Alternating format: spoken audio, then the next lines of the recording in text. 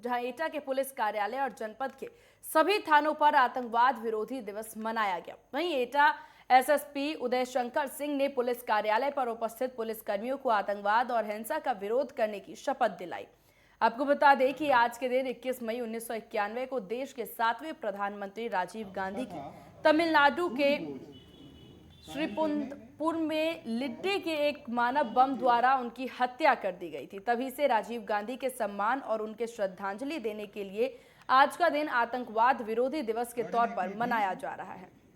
शपथ लेते हैं अहिंसा एवं सहनशीलता की परंपरा में। मेरठ ब्लॉक के मोहिद्दीनपुर गांव की अनूठी पहल देखने को मिली, जहां कूड़े को निस्तारण तक ग्रामीण पहुंचाएंगे, जिसके लिए यूनिसेफ की टीम मेरठ के मोहिद्दीनपुर पहुंची, जिसको लेकर के यूनिसेफ के स्टेट कंसल्टेंट प्रदीप श्रीवास्तव ने गांव का जायजा लिया। वहीं कूड़ा निस्तारण के लिए हर ग्रामीण को वॉलंटियर बनाया गया। लखनऊ में प्रेजेंटेशन में मॉडल को पास किया गया।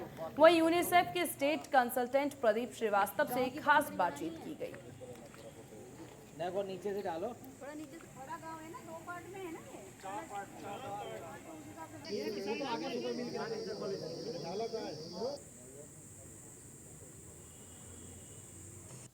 अगर पॉलीथीन को जीवन में अपनाओगे तो एक दिन ऐसा आएगा कि इस धरा को आप बंजर पाओगे। ये कथन जो है ये कटु सत्य भी है, वैज्ञानिकों ने माना है। लेकिन मेरठ से एक ऐसी बड़ी मुहिम की शुरुआत होने जा रही है कि आपको मेरठ पर फक्र होगा। ये क्या मुहिम है, इसका क्या महत्व होगा, लोगों को इसका क्या फ़ायदा मिलेगा, और मैं इस मुहिम का जिक्र पॉलीथीन से क्यों जोड़कर कर रहा हूं। मेरे साथ में लखनऊ से आए हुए यूनिसेफ से एक व्यक्ति हैं, एक अधिकारी हैं। मैं उनसे बात करने की कोशिश करता हूं और उन्हीं की जुबानी समझने की कोशिश करता हूं आखिर ये है क्या। सर, आपका नेटवर्क 10 पर बहुत बहुत स्वागत है। पहले मैं चाहूँगा कि पॉलीथीन का एक बार आप परिचय दें कि वो इतनी खतरनाक क्यों है। देखिए पॉलीथीन अगर आप उसका यूज़ करते हैं और 50 माइक्रोन से नीचे की जो पॉलीथीन है वो हमारे लिए पर्यावरण के लिए सबसे ज़्यादा नुकसानदायक है और ह्यूमन मानव के लिए भी उतनी ही नुकसानदायक है। तो हम सबसे पहले तो ये करें कि उसका उपयोग ना करें। ये हमें सोचना पड़ेगा कि हम उसका उपयोग ना करें। अगर उसका उपयोग करते हैं तो उसके लिए भी अब शासन इसको सोच रहा है और बहुत जल्दी हम इसको बंद करने की कोशिश कर रहे हैं। साथ साथ ये है कि उनका उपयोग करने के बाद उसका निस्तारण कैसे किया जा सकता है उस पर भी काम। आज मेरठ आने का क्या उद्देश्य है, ऐसी क्या मुहिम है कि आप उसे देखने के लिए मेरठ आए, उसकी शुरुआत की जाएगी, क्या है सर, मैं जानना चाहता हूँ। असल में ये ओडीएफ प्लस का सेकंड फेज़ है और स्वच्छ भारत मिशन ग्रामीण जो फर्स्ट फेज़ में हम लोग खुले में शौच मुक्त गाँव बना रहे थे उसी का ये द्वितीय चरण है। इसमें solid and liquid waste management कैसे होगा उसकी शुरुआत हो रही है और हमने अभी यहाँ पर करीब 87 गांव लिए हैं जो प्रथम फेज़ में होंगे। इन सभी गाँव में ठोस एवं तरल अपशिष्ट प्रबंधन कैसे किया जाएगा उसके लिए एक प्रशिक्षण किया जा रहा है। जो आज दिन भर का प्रशिक्षण था उसका फील्ड विजिट है जिसके लिए गांव चयनित किया गया है और इस गांव में आज हम देखेंगे कि हम solid and liquid waste management यहाँ पर मतलब हम लोगों ने ये सभी गांव के लोग यहाँ पे आए हुए हैं जिसमें ज़्यादातर अधिकारी वर्ग हैं और एडीओ पंचायत हैं, बीडीओ साहब हैं हमारे साथ, सेक्रेटरी साहिबान हैं। इन सभी लोगों को अपने अपने गांव को इसी गांव की तरह एक बेहतर गांव बनाना है। तो आज हम इसकी शुरुआत इस गांव से कर रहे हैं, लेकिन आने वाले समय में आपके सारे मेरठ जो जनपद के गांव हैं वो सभी ओडीएफ प्लस गांव होंगे। अगर आप धरा को वास्तविक रूप में चाहते हैं तो आपको इसे पॉलीथीन से मुक्त बनाना ही होगा। अपने वीडियो जर्नलिस्ट के साथ अरुण सागर राज, नेटवर्क 10 मेरठ। एक ऐसा दुर्दर्श अपराधी जिसने अपने साथी के साथ मिलकर साल 2016 में एनआईए के डिप्टी एसपी और उनकी पत्नी को ताबड़तोड़ गोलियां बरसाकर मौत के घाट उतार दिया था, वो भी महज पुरानी रंजिश को लेकर के। कई सालों से जेल में बंद मुनीर और रयान को बिजनौर अपर जिला एवं सत्र न्यायाधीश पंचम के जज डॉक्टर विजय कुमार ताल्यान ने डबल मर्डर में दोनों को दोषी माना है। ऐसे में दोनों कुख्यात अपराधियों को फांसी की सजा सुनाई गई है। गौरतलब है कि एनआईए के डिप्टी एसपी तंजील अहमद और उनकी पत्नी फरजाना अपने पैतृक गांव बिजनौर के सहारनपुर में 2 से 3 अप्रैल 2016 के मध्य रात्रि को अपने रिश्तेदार के यहां से कार में सवार होकर के शादी समारोह से वापस अपने घर की ओर आ रही थे कि इसी दौरान मुख्य आरोपी मुनीर और उसके 4 साथियों ने कार को रुकवाकर पति पत्नी पर ताबड़तोड़ गोलियां बरसाई थी। एनआईए के अफसर तंजील अहमद की तो मौके पर ही दर्दनाक मौत हो गई, जबकि उनकी पत्नी की मुरादाबाद के अस्पताल में इलाज के दौरान मौत हुई। एनआईए के डिप्टी एसपी तंजील अहमद एवं उनकी पत्नी फरजाना अपने बच्चों के साथ बिजनौर के सहसपुर में आ रहे थे एक शादी समारोह में। 2/3 अप्रैल 2016 को जब वो लौट रहे थे, अर्धरात्रि में बदमाशों ने गोली से छलनी कर दिया था। इस डबल मर्डर केस में मुनीर एवं रैयान को गिरफ्तार करके जेल भेजा गया था। अभी कुछ दिन पहले गैंगस्टर कोर्ट ने 1 लाख रुपए के अर्थदंड एवं 10 वर्ष की कठोर सजा से दंडित किया था। हत्या के मामले में एडीजे 5th कोर्ट ने आज उन्हें फांसी की सजा कैपिटल। वहीं बदायूं में ऑनर किलिंग का सनसनीखेज मामला सामने आया है। एक प्रेमी को प्यार करने की सजा मौत के रूप में मिली। दरअसल बदायूं बिसौली कोतवाली इलाके का जहां कोट गांव का रहने वाला दिनेश बिलसी के गांव अंगोला की रहने वाली सुनीता से प्यार करता था और उससे शादी करना चाहता था। सुनीता दिनेश का साथ नहीं दे सकी और उसके घर वालों ने उसकी शादी कहीं और तय कर दी, लेकिन दिनेश उस पर दबाव बनाने लगा। वहीं सुनीता ने दिनेश को अपने चाचा के साथ मिलकर ठिकाने लगाने का खौफनाक प्लान तैयार कर लिया और 10 मई को दिनेश को कॉल करके गांव बुलवाया और अपने चाचा के साथ मिलकर उसकी हत्या कर दी। 13 तारीख को दिनेश के परिजनों ने उसके गायब होने की सूचना दी और गुमशुदगी दर्ज करा दी। जब दिनेश का कोई पता नहीं चला तो 18 तारीख को उसके अपहरण का केस दर्ज कराया गया।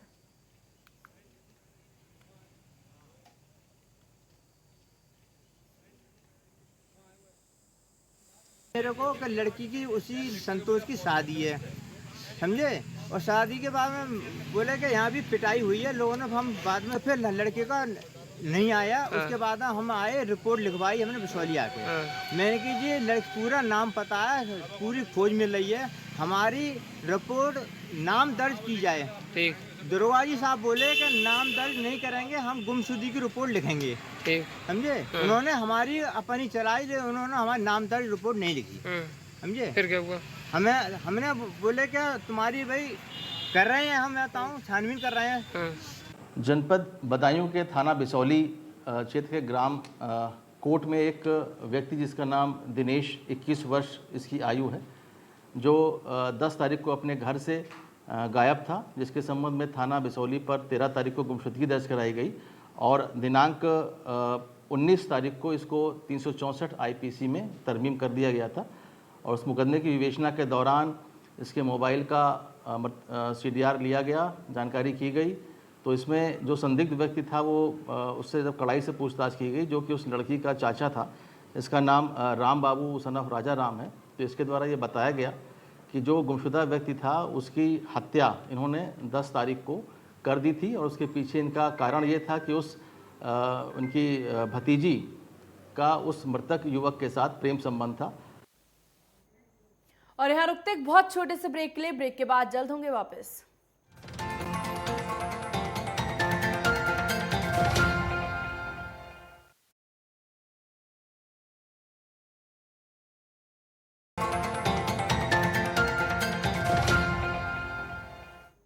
ब्रेक के बाद एक बार फिर स्वागत है आप सभी का। चले रुक करते हैं खबरों की ओर, जहां अब खबर सहारनपुर के गांव तांशीपुर से है, जहां एक लड़की अपनी शादी के दिन डोली उठने का इंतजार कर रही थी, लेकिन दहेज के लोभी बारात लेकर के नहीं पहुंचे। पीड़ित परिजनों ने बताया कि बारातियों की मांग है 10 लाख रुपए और एक कार दहेज में दी जाए, उसी के बाद शादी होगी। जिसके बाद पीड़ित परिवार ने मामले की शिकायत थाने में जाकर के दर्ज कराई है और पुलिस मामले की जांच में जुट गई है।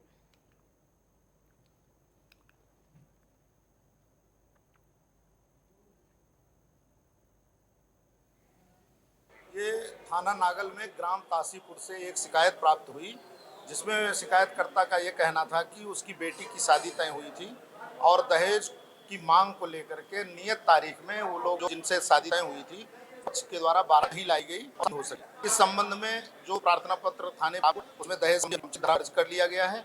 इसमें नियमानुसार जांच करके विपक्षी गण के विरुद्ध तथ्यों के आधार पर कार्रवाई की जाएगी। सहारनपुर में एसपी सिटी राजेश कुमार के नेतृत्व में पुलिस प्रशासन की टीम ने नेहरू मार्केट में अतिक्रमण हटाओ अभियान चलाया। इस दौरान सभी अतिक्रमणकारियों के खिलाफ जमकर बुलडोजर चलाया गया। एसपी सिटी राजेश कुमार ने बताया कि सभी अतिक्रमणकारियों को पहले ही चेतावनी दे दी गई थी कि दुकानों से बाहर सड़कों पर अतिक्रमण न करें, लेकिन आदेश का पालन न करने पर यह कदम उठाया गया। साथ ही उन्होंने कहा कि किसी को भी सड़क पर अतिक्रमण करने नहीं दिया जाएगा। दोबारा अतिक्रमण करने पर कड़ी कार्रवाई की जाएगी और अतिक्रमण हटाओ अभियान लगातार जारी रहेगा।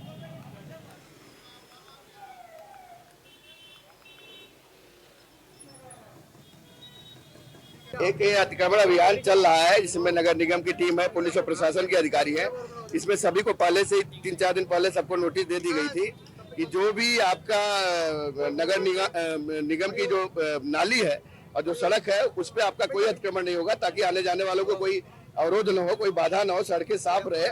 और इसके बाद भी कुछ लोग नहीं हटाए थे, जिनका हटाया जा रहा है और इनको साफ बता दिया गया है कि नाली पे कोई भी अतिक्रमण नहीं होगा, नाली खाली रहेगी और इसको हम लगातार सुनिश्चित कराएंगे। ये आज हमारा अभियान चला है, इधर नेहरू मार्केट में, घंटाघर में चला है, प्रताप मार्केट में चला है, ये लगातार जारी रहेगा। इधर बुलंदशहर के खुर्ज देहात थाना क्षेत्र में घर में ताक-झाक और महिला पर टिप्पणी करने को लेकर के दो पक्षों में जमकर मारपीट हो गई। मारपीट में दोनों पक्षों में चाकू और लाठी डंडे भी चले। बताया जा रहा है कि दोनों पक्ष के लोग एक दूसरे पर आरोप लगा करके मामले की शिकायत करने थाने में जा रहे थे। उसी दौरान रास्ते में ही मारपीट करने लगे। घायल को इलाज के लिए अस्पताल में भर्ती कराया गया। फिलहाल पुलिस मामले की जांच में जुट गई है।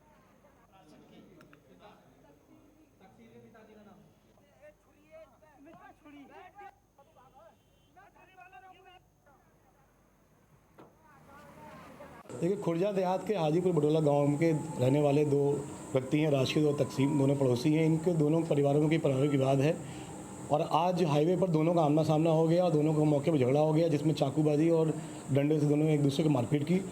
पुलिस मौके पर पहुंच गई है, दोनों को अस्पताल में भर्ती करा दिया गया है और दोनों से एप्लीकेशन तहरीर प्राप्त करके आवश्यक वैधानिक कार्रवाई की जाएगी। वहीं बदायूं के जरीफ नगर थाना क्षेत्र में जमीनी विवाद को लेकर के जमकर लाठी डंडे चले, जिसमें एक युवक गंभीर रूप से घायल हो गया। मामले की सूचना पुलिस को दी गई, जिसके बाद पुलिस मौके पर पहुंची और घायल युवक को इलाज के लिए अस्पताल में भर्ती कराया गया, लेकिन वहां डॉक्टर्स ने उसे मृत घोषित कर दिया। जिसके बाद मृतक के परिजनों की तहरीर के आधार पर केस दर्ज कर मामले की जांच शुरू कर दी गई। इस मामले पर एसपी देहात सिद्धार्थ वर्मा ने बताया कि इन दोनों पक्षों का काफी समय से जमीनी विवाद चल रहा था और इसमें पहले भी मारपीट हो चुकी है।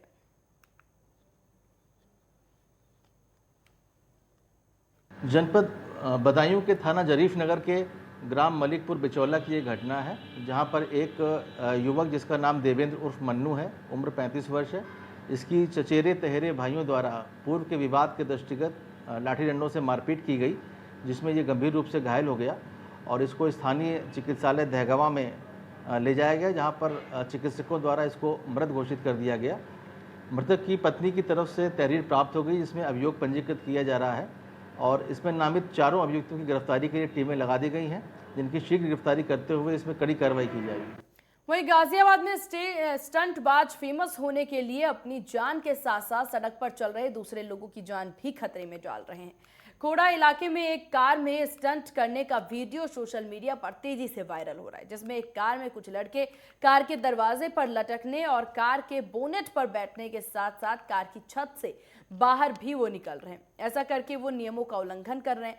पुलिस ने कार पर 10,000 रुपए का चालान किया है, साथ ही चेतावनी देते हुए कहा कि दोबारा ऐसा कोई भी स्टंट करने पर कानूनी कार्रवाई की जाएगी।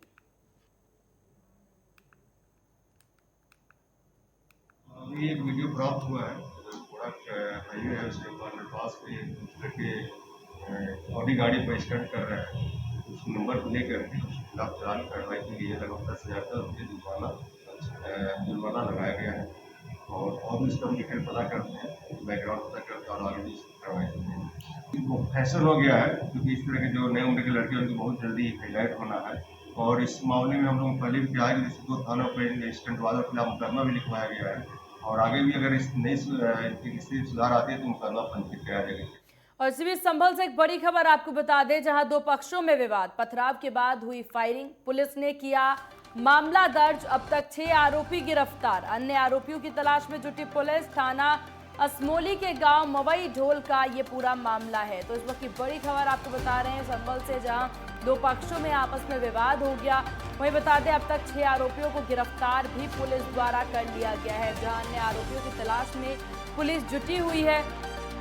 वहीं थाना असमौली के गांव मवई ढोल का ये पूरा मामला है जो सामने आ रहा है, जहां दो पक्षों में आपसी विवाद हुआ। इस विवाद में पथराव के बाद फायरिंग भी हुई, जिसके बाद आपको बता दें कि 6 आरोपियों को पुलिस ने गिरफ्तार कर लिया है। जहां पुलिस ने मामला दर्ज करके इन 6 आरोपियों को अभी तक गिरफ्तार कर लिया है। वहीं अन्य आरोपियों की तलाश में पुलिस जुटी हुई है और जल्द से जल्द उनकी भी गिरफ्तारी की जाएगी। तो इसके बाद जिस प्रकार से विवाद यहां पर देखने को मिल रहा है, उस विवाद को लेकर के पुलिस के पास ये शिकायत दर्ज कराई गई और एफआईआर दर्ज होने के बाद पुलिस ने 6 आरोपियों को गिरफ्तार कर लिया है। बाकी आरोपियों की तलाश पुलिस कर रही है। ये आज सुबह सूचना मिली कि मोबाइल ढूंढ में एक आपस में झगड़ा हुआ, जिसमें दोनों तरफ से पथराव और लाठी डंडे चले हैं। दोनों तरफ से एफआईआर दर्ज कर रही है। करीबन 6 मुलजिम गिरफ्तार, दोनों तरफ से 6 मुलजिम गिरफ्तार किए गए हैं। एक वीडियो वायरल हो रही है जिसे आइडेंटिफाई करके कुछ और भी जो क्रिमिनल्स है वो आइडेंटिफाई किया जा रहा है, जल्दी ही गिरफ्तार की जाएगी। सर किस बात को लेकर हुआ था घटना?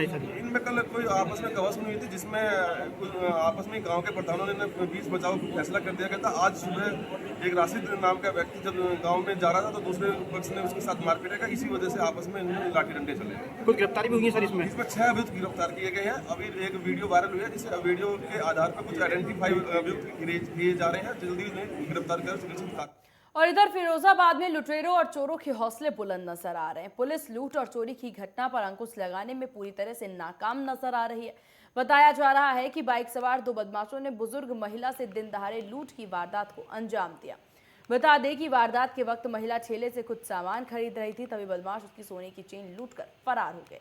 लेकिन लूट की पूरी घटना पास में लगे सीसीटीवी कैमरे में कैद हो गई और जानकारी मिलने पर पुलिस भी मौके पर पहुंच गई, साथ ही मामले की जांच में जुट गई। पूरी घटना सुभाषनगर के बड़े डाकखाने के पास की है।